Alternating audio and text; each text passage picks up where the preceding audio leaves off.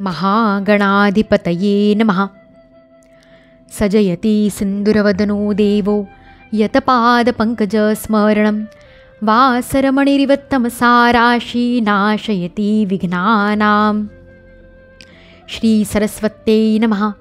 नमस्ते शारदे देवी सरस्वतीमतीप्रदे वसत्वं मम जिह्वाग्रे सर्वविद्याप्रदा भव। ॐ नमो भगवते वासुदेवाय।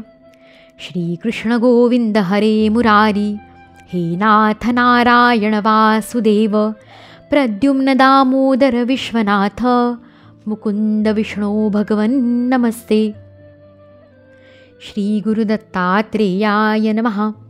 कृते जनार्दनो देवश्रितायां रघुनन्दनः द्वापारे रामकृष्णौ च कलौ श्रीपादश्रीवल्लभः। श्री श्रीगुरवे नमः। हृदयान्तरी वसेतु श्रीगुरुमाऊली वरदहस्तधर मम श्री तव प्रेमलाभो जन्मजन्मान्तरी उद्धारावे कृपाळुवा श्रीहरिराया। श्रीमद्भागवत महापुराण अथ पंचमोऽध्यायः। भगवंतांच्या यशकीर्तनाची महती आणि देवर्षी नारदांचे पूर्वचरित्र। सूत म्हणाले, त्यानंतर आरामात बसलेल्या हातात वीणा घेतलेल्या परमयशस्वी देवर्षी नारदांनी हास्ययुक्त मुद्रेने आपल्या जवळच बसलेल्या ब्रह्मर्षी व्यासांना विचारले। नारदांनी विचारले, हे व्यासमहर्षे, आपले शरीर आणि मन दोन्हीही आपण केलेल्या कर्माने आणि चिंतनाने संतुष्ट आहे ना? आपली मनीषा निश्चितच पूर्ण झाली असेल, कारण आपण ही जी महाभारताची रचना केली आहे ती अत्यंत अद्भुत आहे। ती रचना धर्म आदी सर्व पुरुषार्थांनी परिपूर्ण आहे। सनातन ब्रह्मतत्वाचे आपण पुष्कळ चिंतन केले आहे आणि आपण ते जाणलेही आहे। असे असताना हे प्रभो, आपण कृतार्थ न झालेल्या पुरुषाप्रमाणे शोक का बरं करीत आहात? व्यास म्हणाले, आपण माझ्याबद्दल म्हणालात ते सर्व खरे आहे, असे असूनही माझ्या मनाला समाधान नाही। याचे कारण समजत नाही।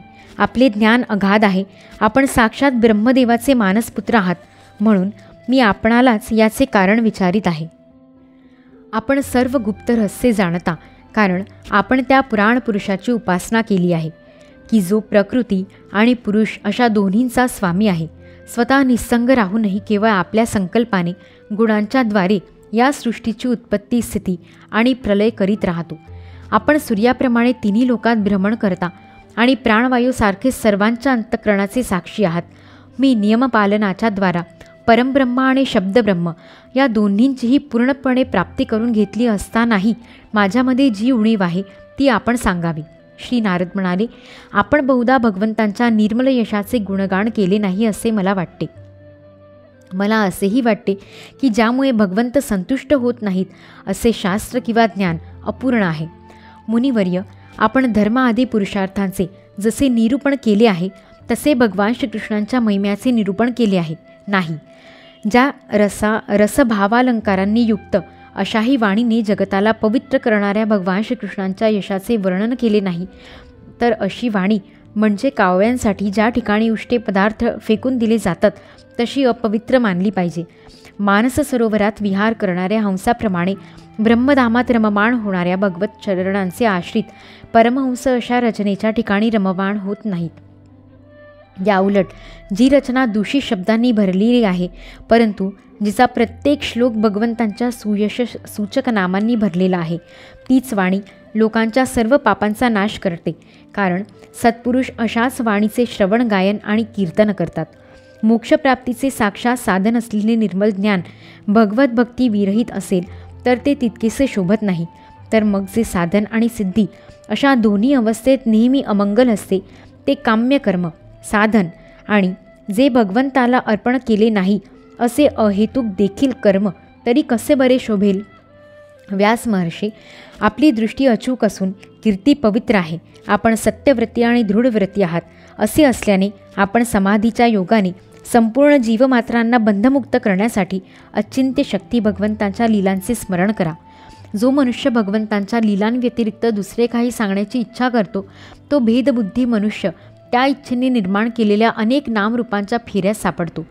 जसे झंझावाताने डगमगणारी नाव अखंड हेलकावे खाते, त्याचप्रमाणे अशा माणसांची चंचल बुद्धी कोठे स्थिर होत नाही. संसारी लोक स्वभावताच विषयांत गुंतलेले आहेत.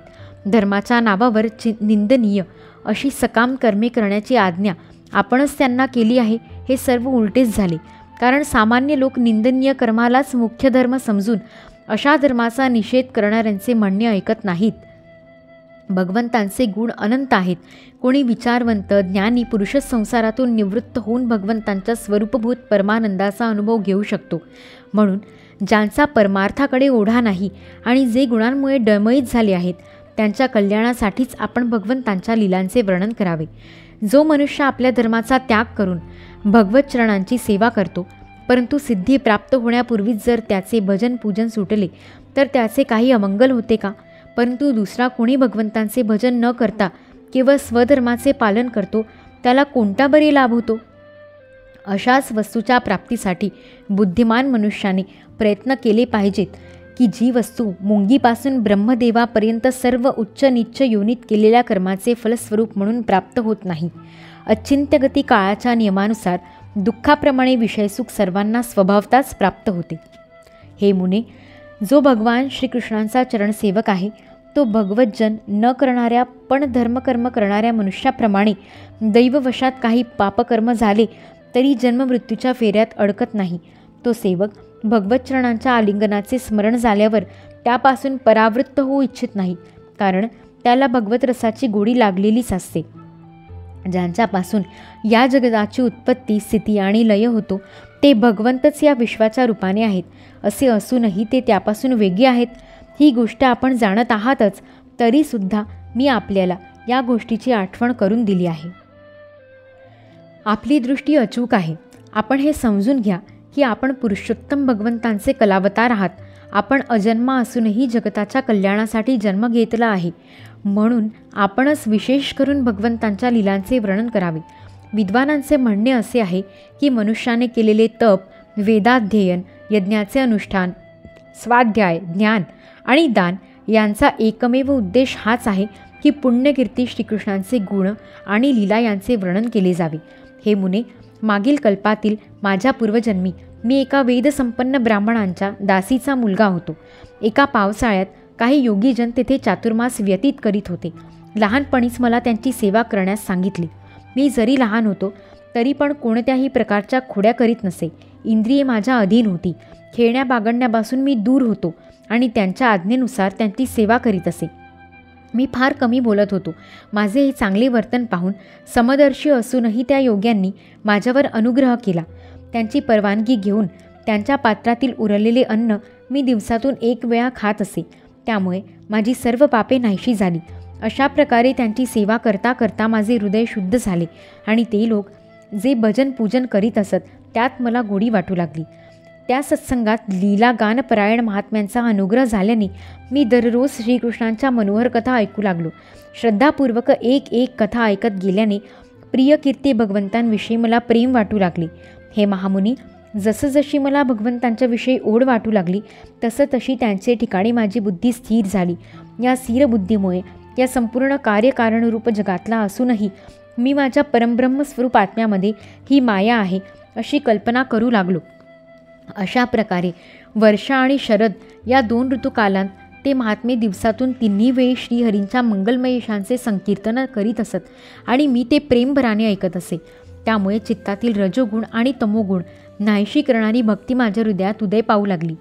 मी प्रेमळ आणि विनम्र होतो. त्यांच्या सेवेने माझे पाप नाहीसे झाले. माझ्या हृदयात श्रद्धा होती. मी इंद्रियांचा संयम केला होता. तसेच मी त्यांचा आज्ञाधारक होतो.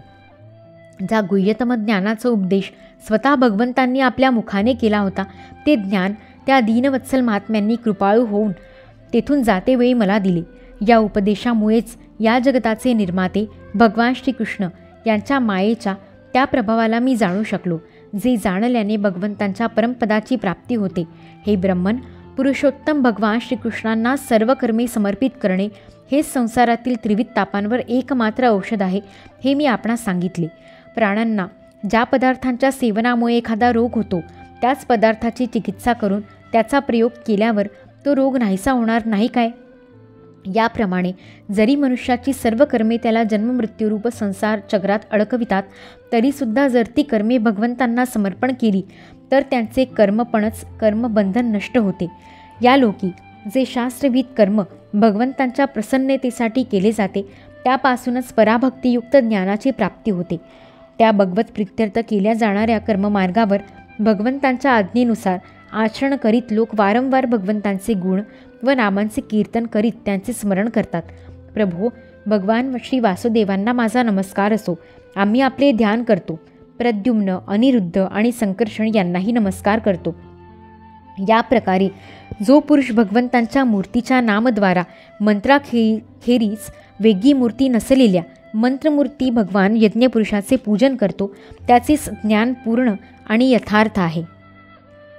ब्रह्मर्षी, मी जेव्हा भगवंतांच्या आज्ञेचे या प्रकारे पालन केले तेव्हा हे जाणून भगवान श्रीकृष्णांनी मला आत्मज्ञान, ऐश्वर्य आणि आपली भक्ती प्रदान केली. आपण पूर्ण ज्ञानी आहात. आपण भगवंतांच्या कीर्तीचे वर्णन करा. त्यामुळे मोठ्या मोठ्या ज्ञानी लोकांची जिज्ञासाही पूर्ण होईल. जे लोक संसार दुःखामुळे वारंवार व्यथित होत आहेत त्यांच्या दुःखाची निवृत्तीही यामुळे होऊ शकते. दुसरा कोणताही उपाय नाही. अध्याय 5 समाप्त. इति श्रीमद्भागवत महापुराणे पारमहंसा संहिताया प्रथमस्कंदे व्यासनारद संवादे पंचमोऽध्यायः. यदक्षरपदभ्रष्टं मात्राहीनं तु यद्भवेत् तत्सर्वं क्षमतां देव नारायण नमोऽस्तुते.